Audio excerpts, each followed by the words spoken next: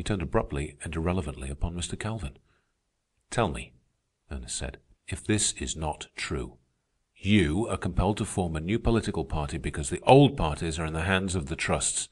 The chief obstacle to your Grange propaganda is the trusts. Behind every obstacle you encounter, every blow that smites you, every defeat that you receive, is the hand of the trusts. Is this not so?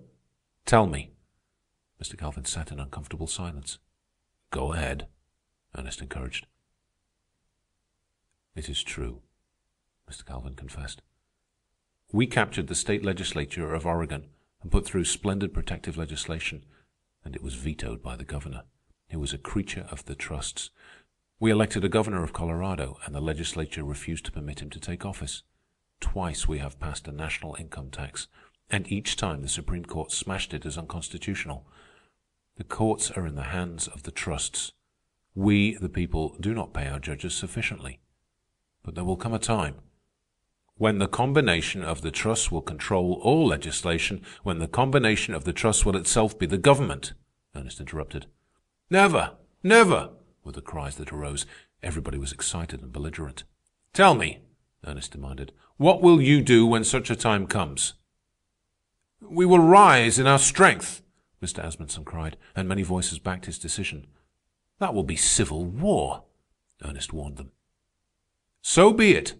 Civil war," was Mr. Asmundsen's answer, with the cries of all the men at the table behind him. "We have not forgotten the deeds of our forefathers. For our liberties we are ready to fight and die." Ernest smiled. "Do not forget," he said, "that we had tacitly agreed that liberty in your case, gentlemen, means liberty to squeeze profits out of others." The table was angry now, fighting angry, but Ernest controlled the tumult and made himself heard. "One more question. When you rise in your strength, remember, the reason for your rising will be that the government is in the hands of the trusts. Therefore, against your strength, the government will turn the regular army, the navy, the militia, the police, in short, the whole organized war machinery of the United States. Where will your strength be then?" Dismay sat on their faces, and before they could recover, Ernest struck again. "Do you remember not so long ago when our regular army was only 50,000? Year by year it has been increased until today it is 300,000. Again he struck. "Nor is that all. While you diligently pursued that favorite phantom of yours called profits, and moralized about that favorite fetish of yours called competition, even greater and more direful things have been accomplished by combination. There is the militia." "It is our strength," cried Mr. Kowalt. "With it we would repel the invasion of the regular army." "You would go into the militia yourself," was Ernest's retort, "and be sent to Maine, or Florida, or the Philippines, or anywhere else, to drown in blood your own comrades civil warring for their liberties. While from Kansas, or Wisconsin, or any other state, your own comrades would go into the militia and come here to California to drown in blood your own civil warring." Now they were really shocked, and they sat wordless, until Mr. Owen murmured, "We would not go into the militia. That would settle it. We would not be so foolish." Ernest laughed outright. "You do not understand the combination that has been effected. You could not help yourself. You would be drafted into the militia." "There is such a thing as civil law," Mr. Owen insisted. "Not when the government suspends civil law. In that day when you speak of rising in your strength would be turned against yourself. Into the militia you would go, willy-nilly. Habeas corpus, I heard someone mutter just now. Instead of habeas corpus, you would get post-mortems. If you refused to go into the militia or to obey after you were in, you would be tried by drumhead court-martial and shot down like dogs. It's the law." "It is not the law," Mr. Calvin asserted positively. "There is no such law. Young man, you have dreamed all this. Why, you spoke of sending the militia to the Philippines. That is unconstitutional. The Constitution especially states that the militia cannot be sent out of the country." "What's the Constitution got to do with it?" Ernest demanded.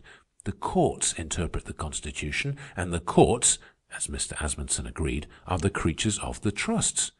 Besides, it is, as I have said, the law. It has been the law for years, for 9 years, gentlemen."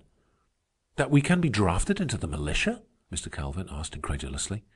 That they can shoot us by drumhead court-martial if we refuse? Yes, Ernest answered. Precisely that. How is it that we have never heard of this law? My father asked, and I could see that it was likewise new to him. For two reasons, Ernest said. First, there has been no need to enforce it. If there had, you'd have heard of it soon enough. And secondly, the law was rushed through Congress and the Senate secretly, with practically no discussion.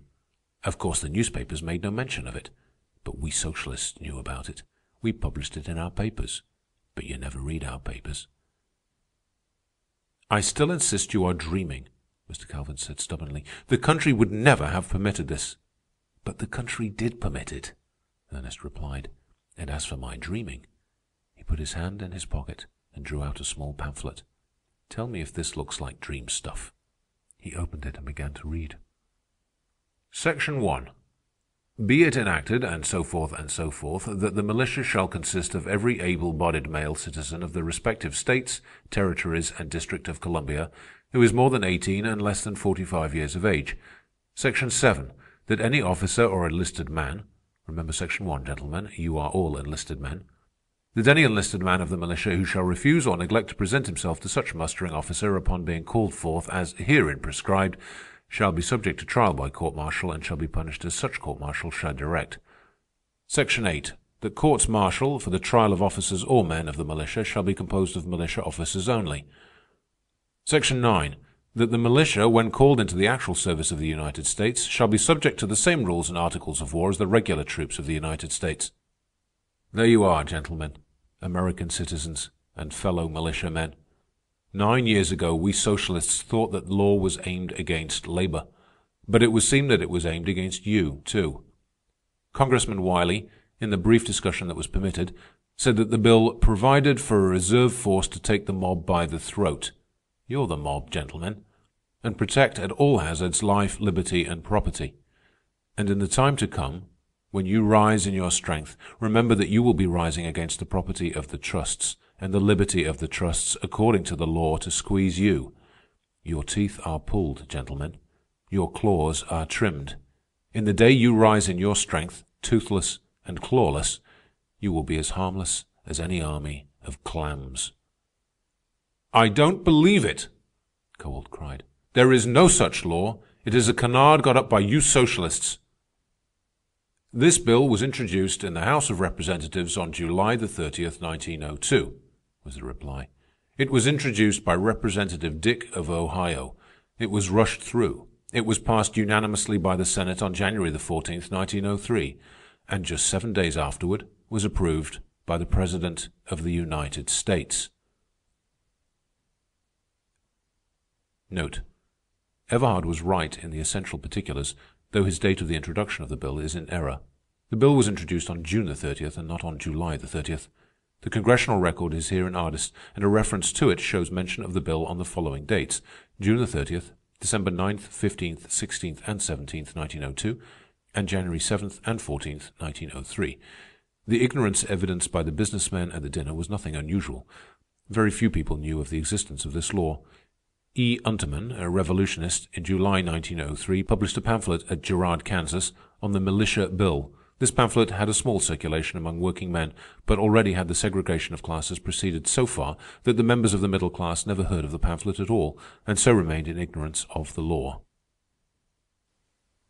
End of Chapter 8. Recording by Matt Saw, Montreal, mattsaw.org.